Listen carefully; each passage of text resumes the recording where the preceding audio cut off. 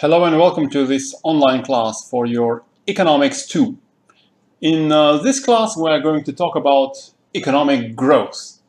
And when we talk about economic growth, we want to focus mostly on expansion of the whole country's production possibilities frontier, which means we are not really looking at a situation where a country's GDP is growing just because the country is recovering from a recession and the level of GDP is going back up to the usual or the average potential level of GDP.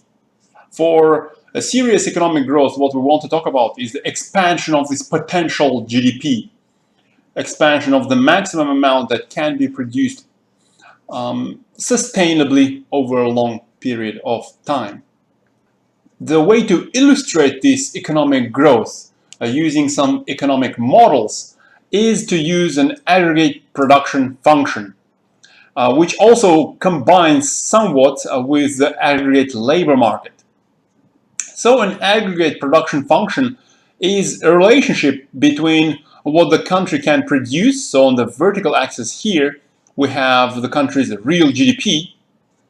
So that's the relationship between this real GDP, what the country can produce, and the amount of labor that we input into that production. So on the horizontal axis here, you see the amount of labor, let's say in millions or in billions of hours input per year.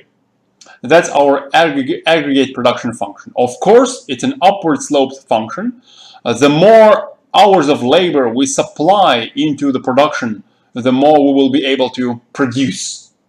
But this slope actually diminishes as more labor is inserted into the production, as more labor is input into the production, because for the given amount of other resources, let's say capital resources, the marginal productivity of labor will have some diminishing returns. Now, the amount of labor that will be input into the production function in the whole country depends, of course, on the labor market. And it's just like any other market. We've talked about markets for Economics 1. We've talked about pizza markets, for example, demand for chocolate, demand for ice cream, supply of ice cream and chocolate. So just like on any other market, there is a demand for labor, which is the relationship between the quantity of labor demanded by all the firms that need labor, need workers. So that relationship between that quantity of labor and the price of labor, which is wages. So the real wage is, of course, the real value of that nominal wage. On the market, as I mentioned, we have basically two sides, demand and supply. So talking about the supply, it's again the relationship between the quantity of labor supplied by the workers in this case. So the relationship between this quantity supplied and the wages that they would receive. And of course, just like on any other market, you already know this, demand and supply together jointly determine the market equilibrium. That's the amount of labor and the price of labor, which is wage, at which the quantity supplied equals to quantity demanded, and it will look just like this.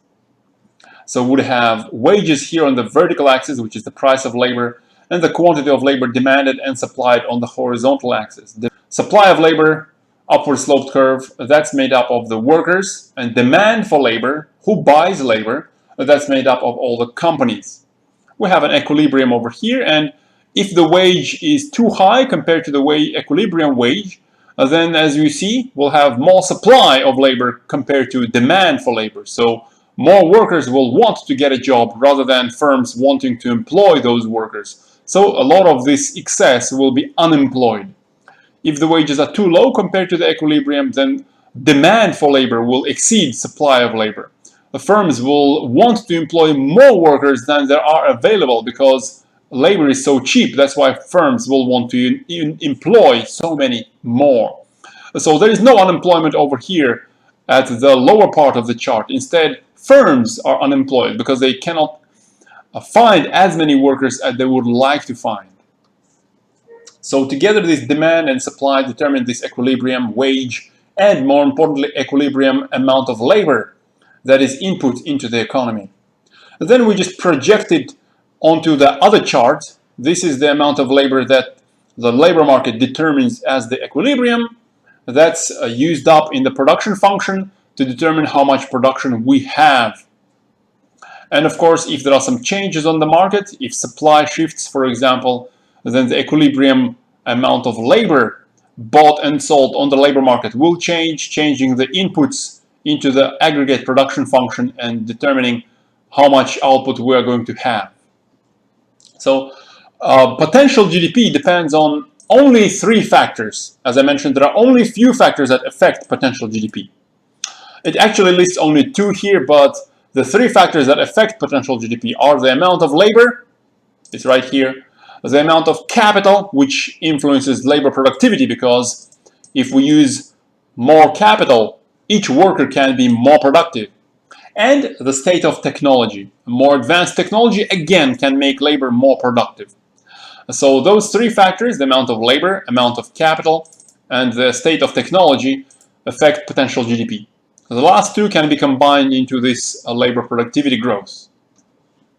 The first of those factors, the supply of labor, in turn depends on how many hours each worker works on average, what's the employment to population ratio, meaning that out of the working age population, how many people do actually have a job. And finally, the working age population growth. If we have more adults in the country, that might also increase the supply of labor. Next, let's have a look at our model and see what effect population growth has on it. If supply of labor, for example, increases with a higher birth rate or high immigration into the country, what's going to happen is the equilibrium amount of labor increases from 200 to 300 billion hours, which means the input into the aggregate production function also increases from 200 to 300 billion hours of work, billion hours of labor, and our GDP increases as we move upwards along this aggregate production function from point A to point B. But this is not as amazing as when productivity increases. When we just increase the supply of labor, we move along the production function from point A to point B, as you see over here. But if productivity increases, then the whole production function shifts upwards because each worker becomes more productive. What we see in that case is the shift of the production function upwards. Each of these workers listed on the horizontal axis become more productive. Plus, the demand for labor increases as well. If the workers are more productive, they can generate more revenue, they can generate more profits for the companies employing them. In that case, the demand for that worker, demand for more productive worker from the firms will increase as well. Again, increasing the equilibrium amount of labor.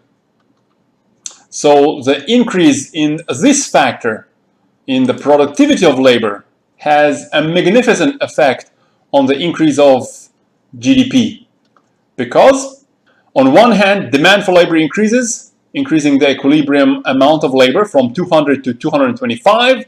And on the other hand, the whole production function shifts upwards because each worker becomes more productive. So we end up actually moving from point A all the way up to point C.